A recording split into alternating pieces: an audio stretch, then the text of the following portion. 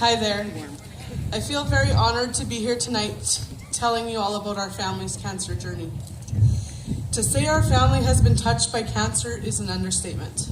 Cancer has picked a fight with a lot of people I've known and loved. In almost all those fights, in the end, it has won. Up until 10 years ago, the only family member that I knew that had battled cancer was an uncle, and we lost Uncle Paul when I was just a little girl. Then it seemed like overnight that changed, and the bad news never stopped. And for some of my loved ones, we found out, and then days later they were gone. In the span of 3 years, starting in 2006, I lost an aunt, 3 uncles, and 4 good friends to this disease. I got scared to answer the phone. Currently, I have another uncle and 2 good girlfriends currently battling cancer, and all of their stories, I'm afraid to say, are not going to have a happy ending. They have all been given the news that it's only a matter of time. They're fighting to make memories for their loved ones, to remember them at this point. But on to our cancer journey. In 2008, cancer picked a fight with the most courageous, strong, caring, beautiful woman I know. Cancer picked a fight with my mom. That year and a half during treatment and these 5 last years of follow-ups has easily been the most terrifying, living on no sleep, hardest time of my life besides losing my dad and my nephew. My mom had just spent the last 2 years putting her life back together from losing my dad in September of 2006 to diabetes complications and heart failure. She had been his caregiver and was completely by his side for over 10 years as he fought his battle and lost. She had just made a life for herself with her sister's help and was enjoying living in Thorsby, which was smack dab in the middle of her kids, as 2 of us lived in Whitecourt and 2 of us lived out here in the Lloydminster area. She was enjoying her 9 grandchildren and starting to travel, and she was just starting to smile again. She had just went to Las Vegas with her sisters and some girlfriends and came back with some nagging aches in her legs. She thought it was all the walking she had done there and took easy for a few weeks and then made a road trip to Kelowna and came back almost not walking. We knew then we were in trouble. In the fall of 2008, she went to see her family doctor in Whitecourt. He did some blood work and x-rays of her legs and came up empty-handed. So just out of the blue, he said, "Let's do a chest x-ray. You haven't had one of them in a while." Thank God he thought of it. The end of November, we heard the first string of bad news. We'd found a tumor on the top lobe of your right lung, and it's a big one. It's 3 by 4 inches, and it had been there a while. For a child to hear that news after just losing her dad, and now the realization that I could be losing my mom, struck a terror in me that I have never felt before, and it had been there a while meant that while she had been caring for my dad, she herself had been sick and we didn't know. All because of some dental work and strong antibiotics that woke that sleeping giant of a tumor did we find it. So Dr. Hodgson referred us off to the surgeon in Edmonton for a CT and a PET scan to confirm the cancer diagnosis. We were lucky enough to get in for it in the middle of December, but Christmas slowed down the results of the PET scan and our appointment with the surgeon. The results came in early January, and it was cancer. The tumor had lit up like a Christmas tree, we were told. We were booked with a surgeon to take a look at everything and make a plan of attack. We were hoping that we caught it in time and that she could just have an operation and it would be all gone. We saw the surgeon, Dr. Bedard, at the beginning of February. He explained everything in great detail with pictures to help us. He wanted further testing to make sure that it hadn't spread anywhere before he proceeded with the surgery to remove the top lobe. And even though at the time I was scared to delay it any farther, because in my mind that meant losing my mom, I'm so glad he was so careful. After a bone scan, a brain scan, and a lymph node biopsy at the beginning of March, we heard our next series of results. I can still remember those words, and I think I'll always get chills remembering them. You have an aggressive lung cancer. The tumor has now grown to 5 by 6 inches and is spread to a lymph node. Because of its spreading, I believe the best course of action is to attack it with chemo and radiation, to stop it from growing, and then I'll operate to take everything out to make sure it's gone. My mom was so brave through the entire appointment, but I'm sure it was just shock. I was heartbroken because the whole time I held out hope that it could be surgery and be done. I was scared about chemo and radiation and what it would do to my mom. I have always been the rock of the family. As the eldest of 4 kids, I was the one that held everything together. I've always surprised myself with my strength. I generally have that first period of freaking out, saying I can't do this and it's too hard. Then I stick my feet in the ground and I stand strong and I do what needs to be done. This was exactly my reaction that day. As we were leaving the hospital, I said I needed to use the bathroom, and I went in and lost it and started sobbing. All I could think was how fair it was that she had to do this. How I'm going to handle all of it, and I lived 3 hours away from her at that point. Then I sucked up my tears and I walked out of that bathroom ready to fight and be her rock through all of this. I vowed she'd never see my tears and she'd only see my strength, and that's all she saw. The 1-month wait to get to the Cross Cancer Institute was the ultimate test to my patients. I became the CEO of the Save Our Mom team, and I was ruthless. You really have to be an advocate for healthcare nowadays, and I was. If a doctor's office promised to call on a certain day and I didn't get it, I was on the phone the very next day. I did extensive research and asked doctors too many questions. I think they were pretty sick of me at that point. Knowledge is the power became my motto. We did our best to get our lives organized without knowing really what we were in store for. And Mom made the decision to move down to Saskatchewan with us so my brother and his fiance and I could do the daily care for her, as we had no little kids in our homes. Both my sisters have all small children, and she didn't want the babies to see her sick.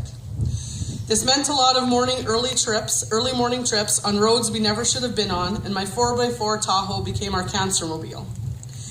I took over all her finances and day-to-day things. It was her job to concentrate on getting better, and I managed the rest of her life for her. The disability insurances, the doctor's appointments, the phone calls, paying the bills, everything all while working full-time in a part-time job and managing my home and helping my brother plan his wedding because Mom said like hell is cancer, making her miss that. Finally, we got to the Cross Cancer Institute in the beginning of April. I have to say that place is an amazing place, and the nurses and doctors truly have hearts of gold. If you're ever wondering where your hard-earned dollars are going, just walk into that place and take a look around. Those doctors and nurses are amazing.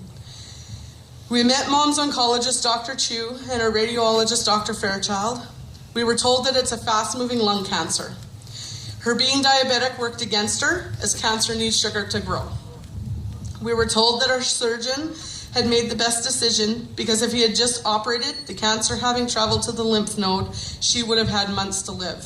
As it was, they told us they would give it their best shot of saving our mom by doing 7 weeks of radiation Monday to Friday, and also 4 rounds of chemo on the 3rd week of each month for a week.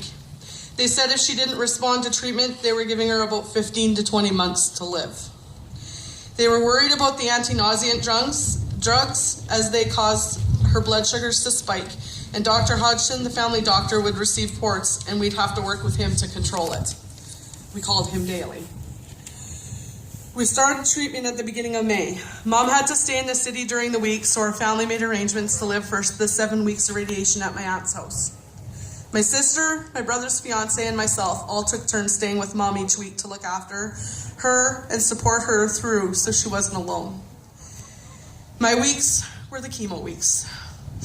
Let me tell you, the hardest part about being a caregiver for a loved one with cancer is watching your loved one fight that battle, and as much as you want to help, want to make it easier for them, you can't. Sure, you can be there and you can offer support. You can get warm blankets when they're shivering from the chemo running through their veins. You can get the ice chips because their throat is so dry. Constantly checking temps and nursing them through reactions and sickness. Holding their hand or even their hair they have left while they vomit when they have to. Helping them shave their hair, the little hair they have left. off and helping them pick out wigs, and even going through a program to help them see the beauty in themselves when they don't even recognize themselves in a mirror. You can do all that for them, but you can't fight that battle for them. They have to fight it, and you have to do your best to support them while they do it. That was my job. I can remember those chemo weeks like they happened yesterday. Driving back to my aunt's from the cross down the River Valley and Grote Road in rush hour traffic. Always looking a couple seconds ahead. Watching the road, watching my mom, and watching for a place to pull our cancer mobile over at any second because the twists and turns would cause her to be sick. Only once in all those trips did I actually have to pull over. Scariest 10 seconds of my life. We made it through the 7 weeks of radiation and the 2 rounds of chemo, and then she was able to come back to Lloydminster for the last 2 rounds of chemo. As according to the scans, we got our first piece of good news. And at the end of radiation treatments, they were working. August brought us my brother's wedding, and Mom was so weak and wearing a wig at that point and about 97 pounds soaking wet. She lasted all day with a 1-hour nap because she wasn't missing the day. I was so worried she was going to have a setback, but so proud of her strength. How could I say no to her? It was a great day. In September, when Mom was all done our chemo treatments, we went back to the cross for a PET scan. At the end of September, we sat down with the oncologist, Dr. Chu. That meeting wasn't spectacular because I had to again advocate for my mom. There was a mass still on her lung. They couldn't tell us if it was scar tissue or still a tumor. The doctor wanted to put her in a study and watch it, but told us if it returned, there wasn't a lot they could do at that time to stop it. Not good enough. I argued with the doctor, and we were sent back to Dr. Bedard, like the original plan, and surgery was booked to remove the top right lobe of her lung and take the mass with it. In November, 1 year to the day that the tumor was originally found, my mom went into surgery with all her kids there, a few of her older grandkids, and a whole huge family praying through that full 10-hour surgery. I never left that hospital for a second, and it was the longest day of my life. She had complications after surgery and recovery, and we waited until almost 10:30 that night for a 5-minute visit where she kept losing consciousness and passing out in front of me and my brother. So after 16 hours of being at the hospital that day, we were all very worried, totally emotional, and exhausted, and we had to leave the hospital and hope for the best. That night, I think I got 5 minutes sleep, and we were back to the hospital the next morning, and we were greeted by that beautiful grin on my mom's face. She said, "It's gone, and I made it." Best moment ever. She was in the hospital for 3 days, and then I got to bring her home and help her recover. Dr. Bedard did a pathology test on the mass that was taken from my mom. In January of 2010, we heard the best news ever. The mass was scar tissue only. No cancer remained, and Mom was cancer-free. I can still remember the drive home from Edmonton that night. Mom looked at me and said, "I kicked cancer's ass and I won." I actually did it. I'm a survivor. It was a big moment. My mom is officially the only one in our family to ever survive cancer. Everyone else has lost their fight. She's the only one to have beaten it. In May of 2010, my mom walked her first survivor walk at this Relay for Life right on this very track. What an amazing moment it was to watch our Mighty Mouse, as our family lovingly nicknamed her, proudly walk that walk with her oldest grandchild by her side. She had only had her huge surgery 6 months before, but that strong lady stayed up all that night. She had and even saw the morning snow, as we picked our first relay to be the only year that it snowed. She had, I think, a 1-hour sleep in our cancer mobile. Mom has spent the last 5 years going for follow-up and CT scans and tests to make sure that everything's okay. First, it was every 3 months with all 3 doctors and was staggered, so for the first year she saw someone once a month. Then it went to every 3 months, not staggered, with just Dr. Chu and Dr. Fairchild. Then it was every 6 months for both. This past November, she received the best news yet. Both her oncologist, Dr. Chu, and her radiologist, Dr. Fairchild, both have called her their walking, talking miracle. Signed off on her charts, and both lovingly, with tears in their eyes, told her, "Goodbye, and we don't ever want to see you back here again." This year marks my mom's 5th year participating in Relay for Life as a survivor. She is truly that. She's a beautiful survivor that is back, living her life to the fullest. She is now that proud grandma to 11 grandchildren. She has 3 great-grandchildren. She's living back in Edmonton with my aunt that supported our family through our cancer journey, and is back at work and traveling between Whitecourt and Lashburn, where I live, and is enjoying her family. To see her today, you can notice the lingering effects of chemo and radiation.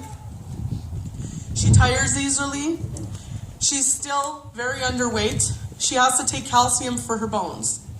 She also had to undergo a procedure to take some scar tissue from her esophagus because she received radiation burns to it because of the way the path to the tumor had to travel.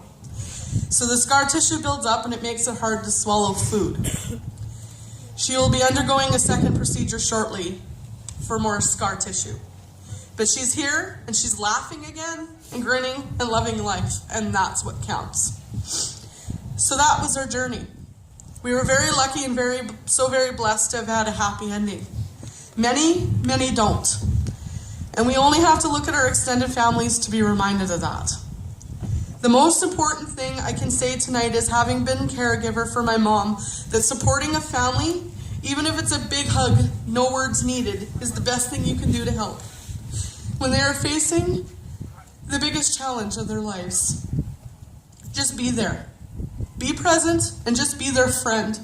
That caregiver almost needs a caregiver too. I was lucky because I had amazing friends and family that made sure I was okay while I was taking care of her. I also want to stress that participating in Relay for Life and raising the funds needed to support the hospitals and the Cancer Society is so important. I, on behalf of my family, want to thank you all from the bottom of our hearts for all your hard work raising those funds. I wouldn't be able to hug my mom and tell her how much I love her today without it. Thank you for listening to our story.